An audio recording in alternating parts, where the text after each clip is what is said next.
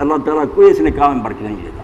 میں ایک واقعہ پر بات ختم کرتا ہوں، بڑے عالم ہیں امام محمود جار اللہ زمخشری۔ جار اللہ کہتے ہیں کیونکہ وہ اپنا شہر زمخشر چھوڑ کر نا روسی علاقے میں مکہ میں چلے گئے، تو وہاں ساری عمر گزاری، اس لیے اللہ کے پڑوسی قرآن مجید کی تفسیر لکھی الکشاف، جس سے بہتر کوئی نہیں لکھ سکا۔ ان کے مخالف بھی امام راضی وغیرہ مانتے ہیں کہ یار علم نحو اور بلاغت میں کوئی زمخشری کے پلے کا نہیں پیدا ہوا۔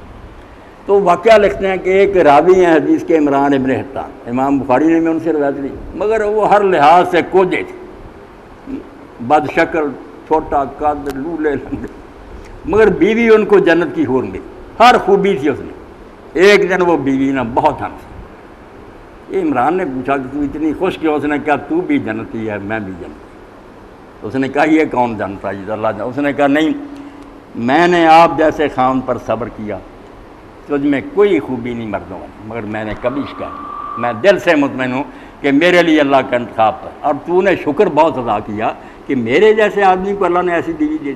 تو صبر شکر سے رہیں گے نا انشاءاللہ برکت ہی برکت ہوگی۔ اسی لیے اللہ کے رسول اللہ علیہ السلام نے 5 ایسی چھانٹی جنہیں بار بار تاکید کی کہ یاد رکھو ان اللہ کان علیکم رقیبا۔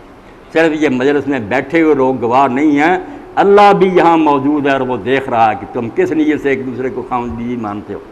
اگر مانو گے اللہ زندگیاں سنوار دے گا۔ میری دعا کہ جیسے یہ نیک لوگ نیک جذبے کے تحت خدا کے گھر میں آئیں، اور ان کا یہی مقصد ہے کہ پاک جگہ پر نیک لوگوں کی دعاؤں کے ساتھ نماز کے بعد یہ تقریب منعقد ہو، اللہ اس کو بالکل کامیاب کرے، اس کا انجام بخیر ہو، دنیا میں بھی جوڑا محبت اور الفت سے رہے، آخرت میں بھی ان کا یہ ساتھ دائمی ہو، جنت میں جائیں۔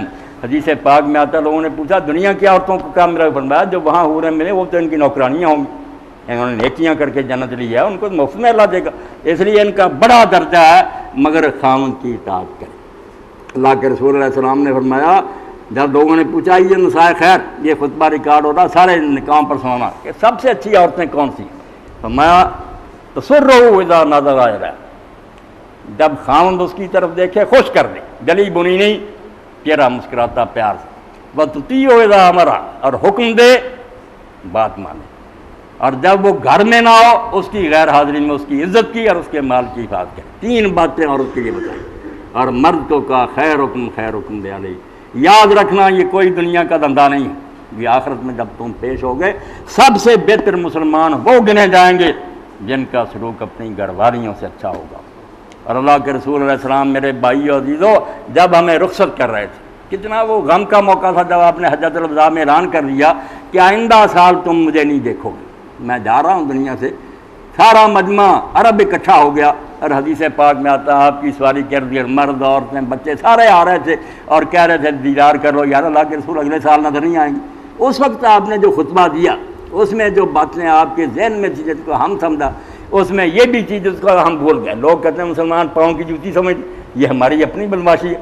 اللہ کے رسول نے کہا فاتقوا اللہ فی النساء، اور لوگوں میری امت ہو تو عورتوں کے بارے میں اللہ سے بہت ڈرنا، ان بیچاریوں کے ساتھ ظلم نہ کرنا۔